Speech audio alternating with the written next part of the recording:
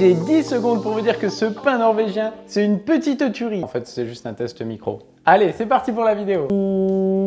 Salut à tous les amis, aujourd'hui, le petit pain norvégien. Alors là, vous l'avez attendu, vous l'avez beaucoup demandé. Franchement, c'est avec plaisir que je vous le fais. Regardez-moi cette petite tranche. Ah, je vais déjà en goûter un d'ailleurs. Ah, franchement, petite farine de seigle torréfiée, petite épeautre, des petites graines bien trempées là, macérées, c'est magnifique avec un peu de miel. Vous allez tout savoir sur la recette. N'hésitez pas à la refaire chez vous et m'identifier avec le @boulangerie-papa sur Insta. Et franchement, bonne vidéo à tous. Allez, c'est parti. Donc on attaque la recette et pour commencer, le trempage des graines. Nous allons mélanger dans ce petit cul de poule magnifique 160 g de graines. Donc là, ça c'est un mélange de graines que vous pouvez trouver dans le commerce et des graines de courge que j'ai acheté dans un magasin bio. Voilà, on va mettre 160 de graines, 20 g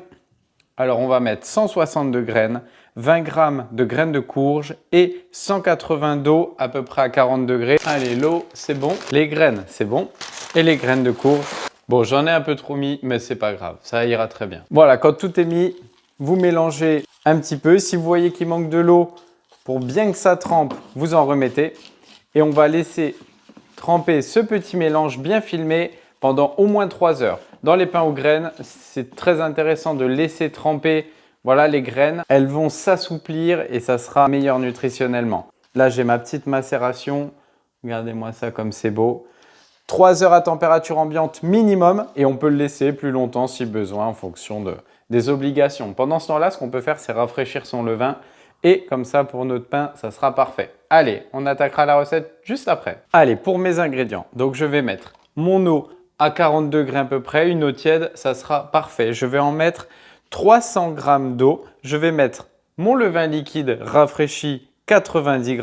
Donc toujours la même question. Si vous n'avez pas de levain liquide, vous pouvez mettre du levain pâteux en rajoutant un petit peu d'eau, pas de souci. Et si vous n'avez pas du tout de levain, vous pouvez faire cette recette sans levain, que à la levure, mais par contre, ça sera un petit peu moins acide.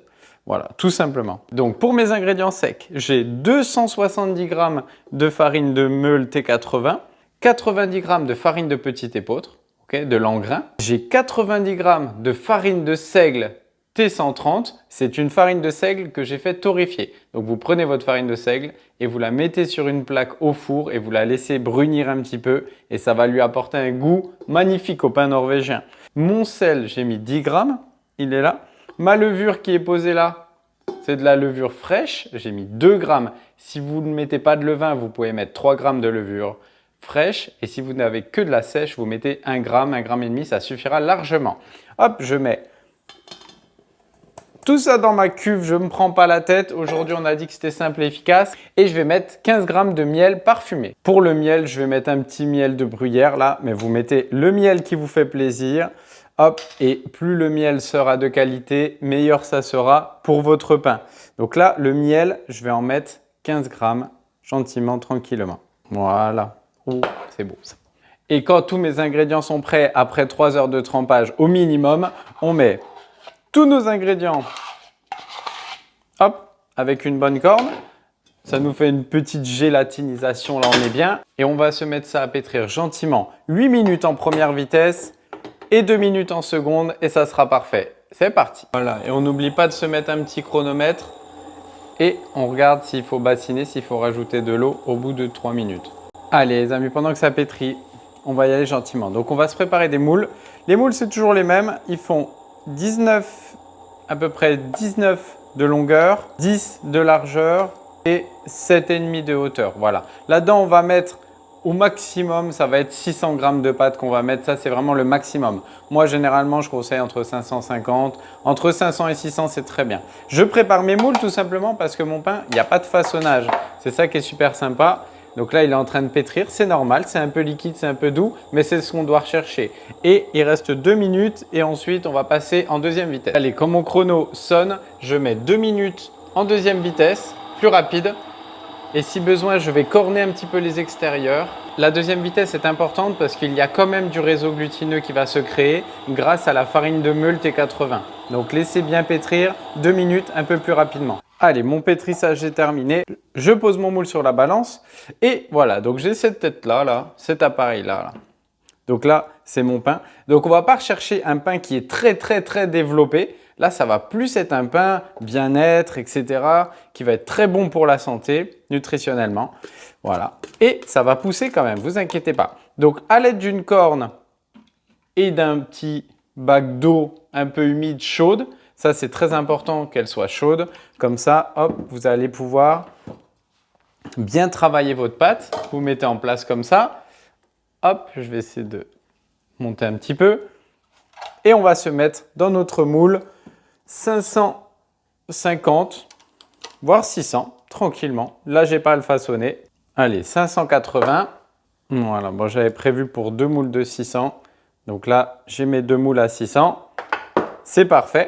Alors, il y en a qui aiment bien le lisser. Si vous voulez, vous pouvez lisser, hop, avec votre corne, avec votre coupe-pâte. Ça, c'est vraiment en fonction. Moi, j'aime bien quand c'est un petit peu destroy. Je trouve ça encore plus beau.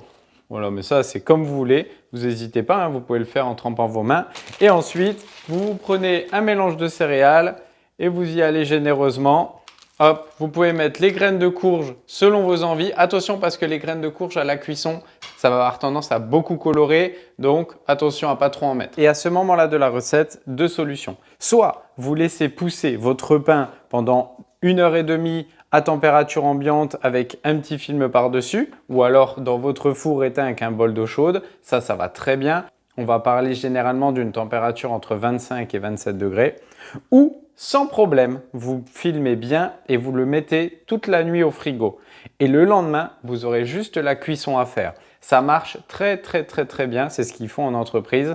Retrouvez le lien de la vidéo du Norvégien pour les pros en haut à droite.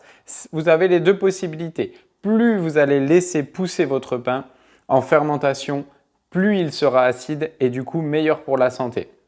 Voilà, dites-vous que plus c'est rapide, moins c'est bon pour la santé généralement car moins acide. Allez, donc moi je vais faire une pousse en direct mais vous pouvez laisser toute la nuit au frigo et cuire demain. 1h30 à 2h à 25-26 degrés. Et voilà, donc là après 1h30 à 27 degrés, j'appuie avec le doigt, il y a encore un peu de rebond, mais on voit que ça a bien poussé. Donc là, c'est parfait. On va les mettre au four pendant à peu près une vingtaine de minutes à 250 degrés. Donc faites bien préchauffer votre four, ça c'est très important.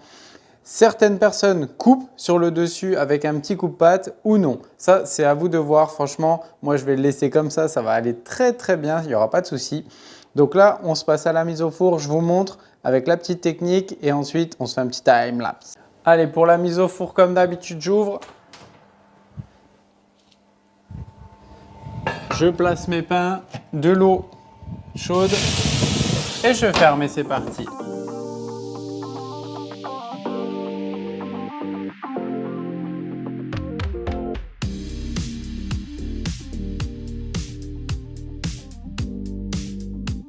Allez, donc après 20 minutes de cuisson, on va pouvoir enlever les moules. Voilà, vous faites très attention, les adultes surtout, pas les enfants. Vous enlevez les moules et vous laissez sécher encore le pain pendant 5-10 minutes. Moi, je vais le laisser sécher un peu comme ça, là, la bouche entrouverte. Et là, pour avoir, même vous pouvez le laisser 10-15 minutes.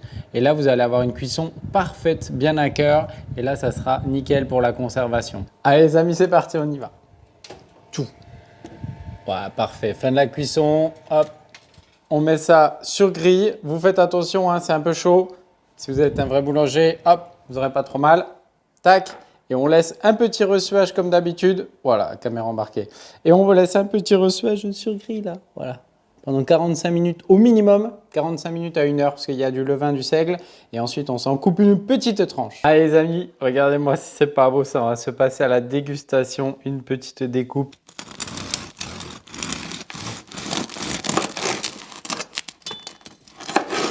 On va se couper une petite tranche pour la dégustation. Une petite tranche pour la dégustation. Et là, on peut voir le joli résultat. Franchement, ça a l'air... Déjà à l'odeur, c'est magnifique. On voit les petites graines de courge là, bien imbibées, bien gonflées. L'odeur, ben, ça tue. Déjà, on sent énormément le seigle torréfié. Et là, tu te goûtes ça. Juste une petite tuerie, franchement, pur délice. Ça, c'est vraiment mon pain préféré de l'année 2021. Ça a été vraiment la pire tuerie. Donc franchement, n'hésitez pas les amis, c'était un pire délice ça. Avec les petites graines là de mélange, ça c'est magnifique. Voilà les amis, petite dégustation effectuée. Juste trop bon. Des petites graines de millet, les graines de courge, sésame, lin brun, tout ça. Et en plus, vous pouvez mettre bien sûr tout ce que vous voulez. C'est ça qui compte. Après, avec un petit peu plus d'après, ça aurait été encore meilleur, une nuit au froid. Là, vous développez les arômes et vous avez vraiment quelque chose d'incroyable. Allez, merci à tous les amis d'avoir suivi cette vidéo. Surtout, n'oubliez pas, comme d'habitude, vous abonner en cliquant sur ma petite tête qui se colle là. Et vous n'oubliez pas de liker et de partager. Allez, à bientôt sur Boulangerie Papa. Ciao, ciao!